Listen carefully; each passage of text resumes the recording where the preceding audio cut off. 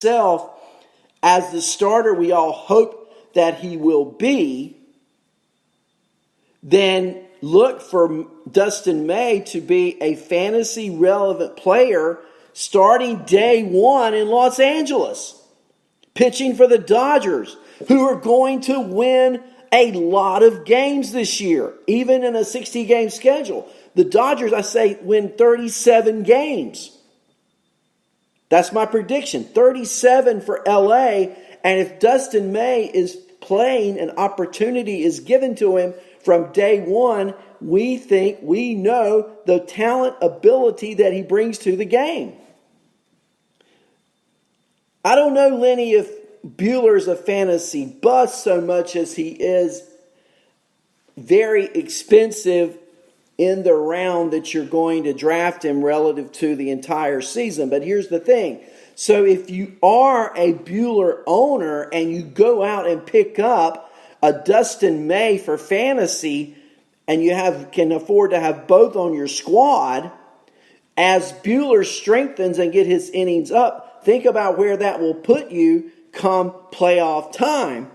If you have a fully healthy, stretched out Walker Buehler and a Dustin May.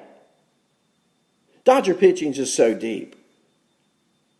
And I was thinking also, just a little aside here, do you think the Dodgers are glad now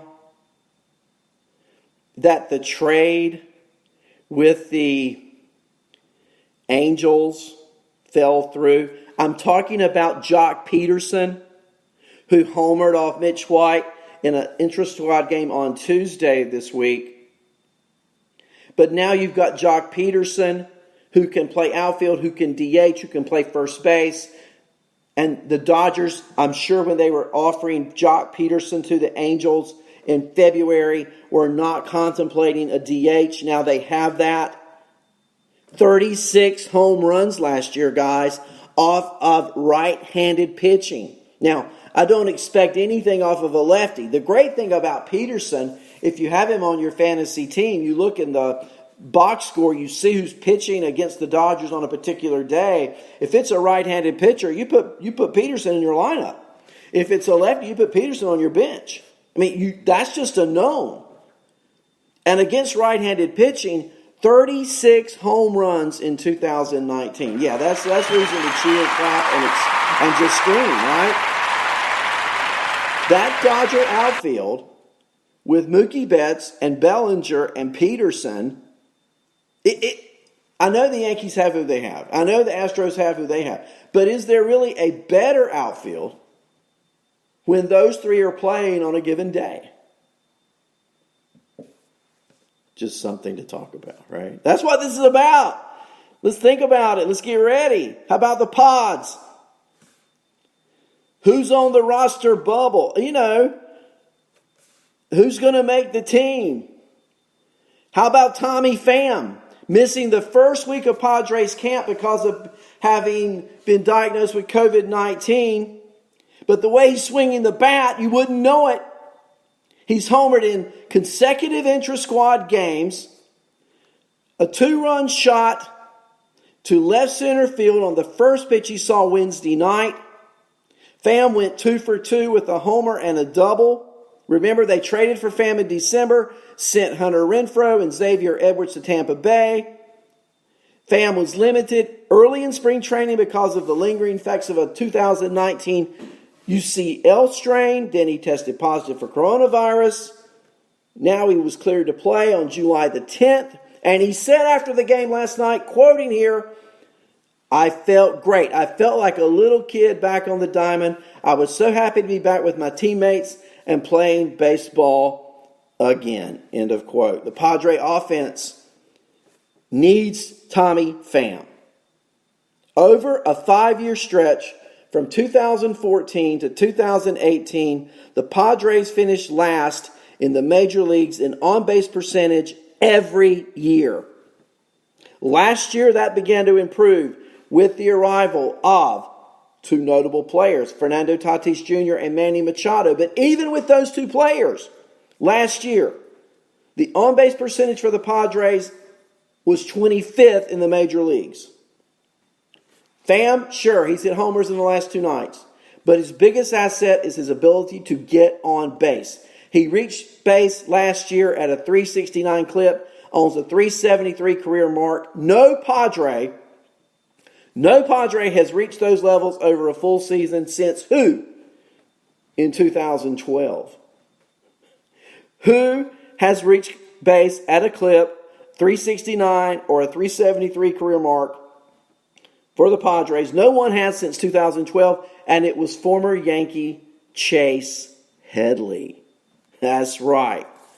So on base, and I think if he can stay healthy, Tommy Pham may well be one of the biggest bargains in fantasy baseball this year. But if it's not Tommy Pham, I'll tell you even a bigger bargain than that. And he's in San Diego. And it's a pitcher I've been watching and reading about and keeping up with. And if you can get him on your fantasy team, you need to do it because his name is Garrett Richards. Remember Garrett Richards? Angel Ace. He pitched on Wednesday. In 4 innings, he allowed a run on 6 hits and struck out 5. I am a true believer in Garrett Richards and his ability this year. He's pitching in a great pitcher's park in San Diego. And he is, to me, a fantasy bargain. And he's got a lot to prove. So he's coming in with a chip on his shoulder and a great ballpark and some offense behind him. And I'm liking where we have him situated. Let's move to the Central. I've already touched on the Pirates and Polanco. So let's go to Lenny's pick of the litter. Let's talk about the Cincinnati Reds. And Shogo Akiyama. He lined a double to right field, his second at bat during Wednesday's scrimmage. He followed up his 3-hit, 2-double performance on Sunday. He was signed to a 3-year, $21 million contract in January.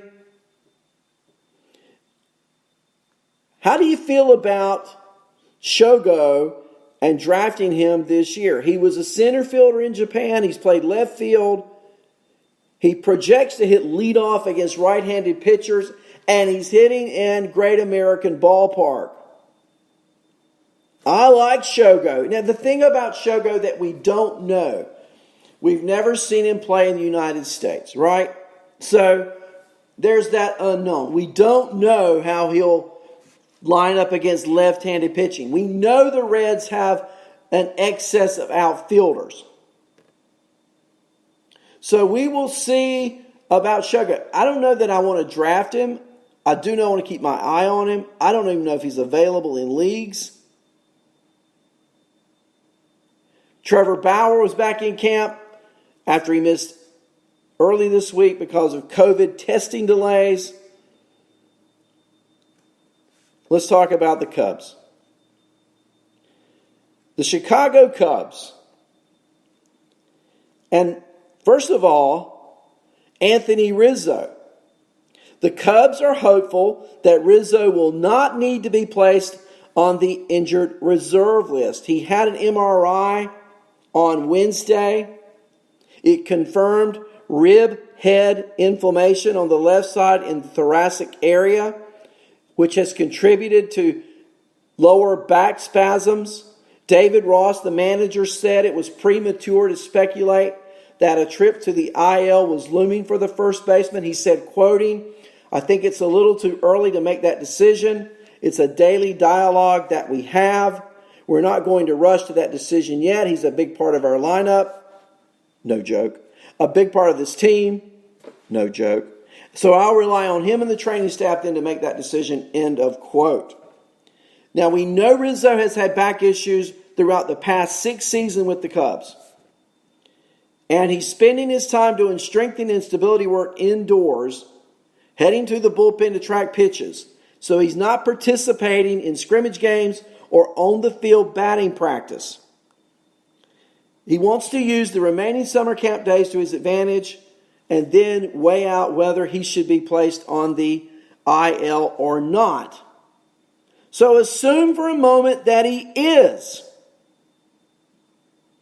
Where does this put the Cubs? Well, your main backups at first base, I think, would then be backup catcher Victor Caratini, and you've also got Chris Bryant. Both got reps at first base during Wednesday's intra-squad game at Wrigley Field. Utility man David Bote has also worked at first base. But even if Rizzo avoids the IL, remember this, the Cubs have 17 consecutive games at the start of the year before they reach the first of their 6 scheduled off days. 17 consecutive games. So I think it makes sense that you're going to see Rizzo getting a few games off in those 17 to rest that back. Now, we got a designated hitter position. I got that. Bote can slide to third if Bryant is at first. Caratini can be moved around, and you could have third-string catcher Josh Phegley making the opening 30-day roster. I think this Rizzo injury is worth noting and worth addressing.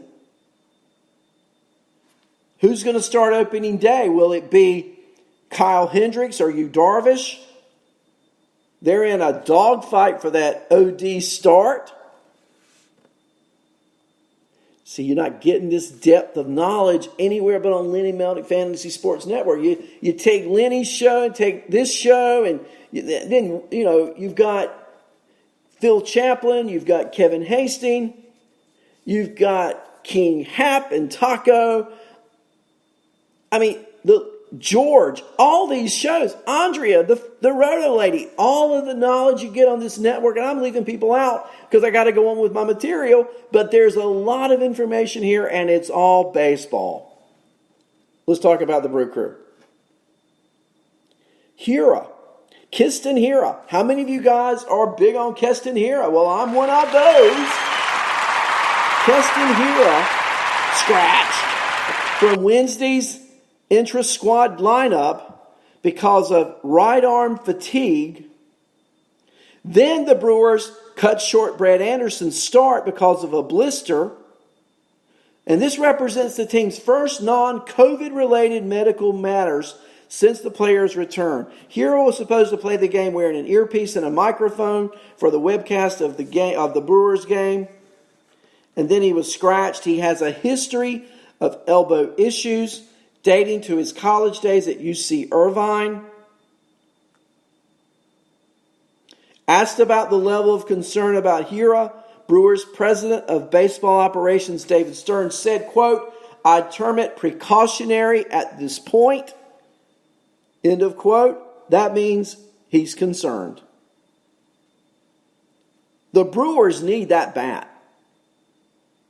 I mean, they really do. And if Hiura is out any time because of an injury, well, that's certainly a fantasy hit for some owners. Whoever owned Hiura, right? So let's go on to St. Louis. Let's take a look at the Cardinals. And the big question for St. Louis to me not only is who's going to be their outfield, but who's going to be their closer, especially now with Jordan Hicks opting out.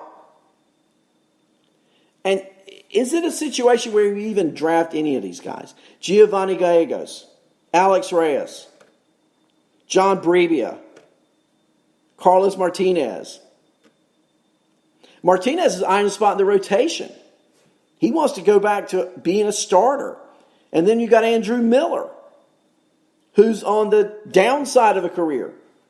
Ryan Helsley, who's got a 100-mile-per-hour fastball that he showed off as a rookie last year. He was, in 36 2/3 innings, a 2.95 ERA. And he is mentioned a lot as being the leading candidate. But are you in a position where, in a fantasy league, you take a chance on any of these guys? Hopefully, we'll get some word before the season starts on who my role might go to. Look, I'm going to go to the National League East, and I'm going to skip the Marlins because Lenny covered Alcantara and Mattingly saying he was good. He said it twice. He was really good. I want to see Alcantara in the